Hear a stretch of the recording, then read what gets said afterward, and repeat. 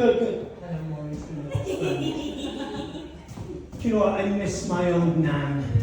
Great Granny Gran we used to call her because she was made from granary bread.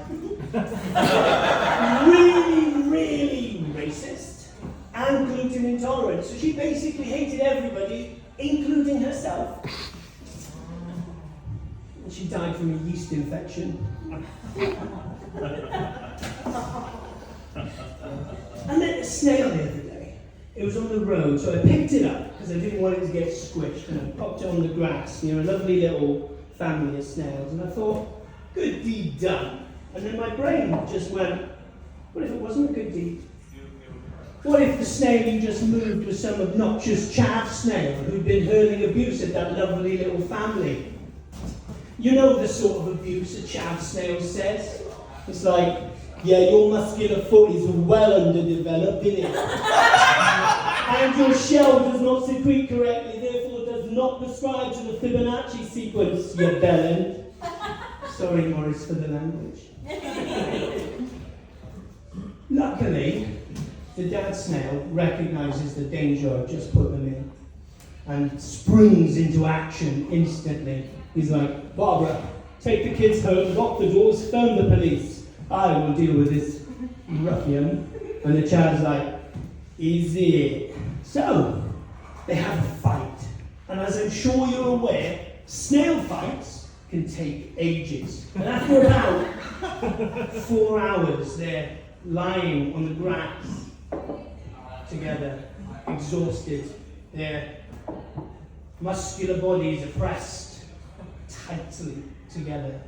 So tightly, in fact, that they can barely register where one snail ends and the other begins. Their breath becomes synchronized, and they're staring into each other's eyes because their eye stalks are entwined, and one protrudes his tongue like radula and licks the... Oh, hello, sorry. I think I just accidentally invented gay snail porn. Which, to be honest, you were enjoying a little bit too much there.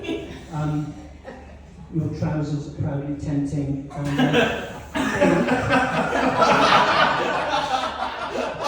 I think a snail might have left a little trail. Obviously, I'm not comparing a penis to a snail or a snail to a penis. That would be ridiculous. Yeah, that's ridiculous. The snail thing was fine. That's ridiculous. We all know there's only one animal that a penis looks like. And that's a dead, blind, naked mole rat with a mumps. I want to talk about cats now. I won't ever say that joke again, and I'm so sorry, Maurice. Listen. I want to talk about cats now. My music teacher hated me in school. He banned me from singing. He said, listen, boy, your voice sounds like a cat trying to take a shit through a stoner arsehole. Yeah. Oh, a couple of questions. Firstly, which end of the cat is he talking about? Because let's be honest, they're both going to make bad noise. Secondly, how does he know? Good enough. I like that. Just going to go back to second. Secondly, how does he know what a cat trying to take a crap through a sewn up butt cracks? Is he part of some secret music teacher cabal? He's here, isn't he? Is he part of some secret music teacher cabal who is stalking the Welsh countryside, taking cats and sewing up their tiny little bum-bums? In fact, let's go one further, shall we? Yes. And they take in a range of animals, from a tiny little mouse all the way up to a great elk, sewing up their arseholes and arranging them into some grotesque musical scale in an attempt to compose their own version of the Welsh national anthem in a protest against the rising number of vegan restaurants in Cardiff Bay. No, obviously the answer is no. Do you know what? I really like spiders. I honestly do. I think they're great, but I know that I would not make a good spider because I like the focus, and my my DIY skills are atrocious. So all my spider webs would be empty. My spider children, bless them, they'd be starving. But my spider wife, she would respect my creative vision. And one day, the behaviour of the fly population, it would change. And all my webs are full. The other spiders, their webs are empty. They have no food.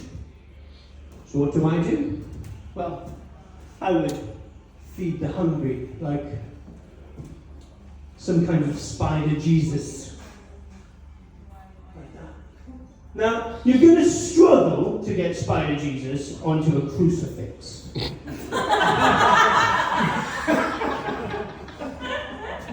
But I've thought about this.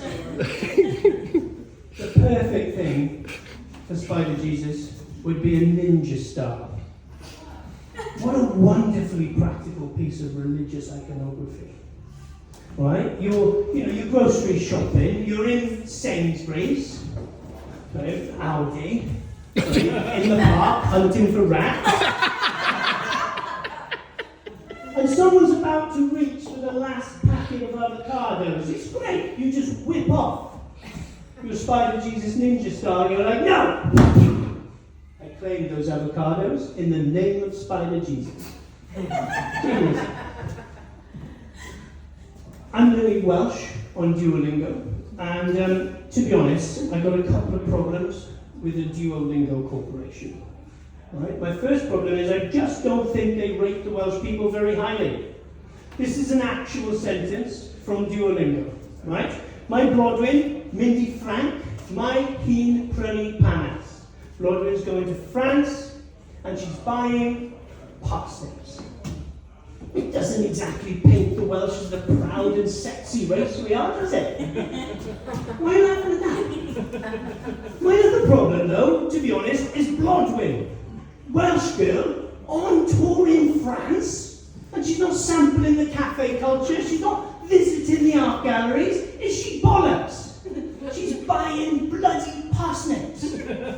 No, she's not going to be interested in the wine because there's only one drink that Blodwyn drinks, and that's watermelon Bacardi Breezer. And to be honest, she's absolutely hammered. She's been on it all night, not a clue what she's going to do, but over there, she sees Pierre, the French waiter. And last night they had a wonderful moment. They made eye contact and they touched hands while he served her 23rd watermelon Bacardi Breezer. And she thought to herself, look at this, boys, I think I'm in here. So, as I said, Blodwyn is shit-faced. English is going to be tricky. French is out of the question. So her preferred method of communication is mime. So she crashes over to Pierre, still clutching a bloody bag of parsnips. And I think she's miming eating parsnips. She does this. Pierre's eyes, they light up. I'm sorry about that, Mum, by the way, Maurice. Pierre's eyes light up. I forgot to mention, Pierre is a little bit of a prick. So he thinks to himself, magnifique, c'est bien, j'ai pécho. Thank you, Duolingo. And he takes her by the hand and he leads her to his room. And this is my problem, see, I can't use Duolingo anymore because bloody Blodwyn, she's leaving France with a bag of parsnips, a monster-sized hangover, and an STI. Next time Blodwyn is on Duolingo, my Blodwyn Mindy Novio, Blodwyn's going swimming, I'm thinking to myself, well, she better bloody not. She best have gone to the doctors first, or at least had a bath. Children use that pool. Bloody Blodwyn. Thank you everyone, you've been absolutely lovely. Take care. Bye.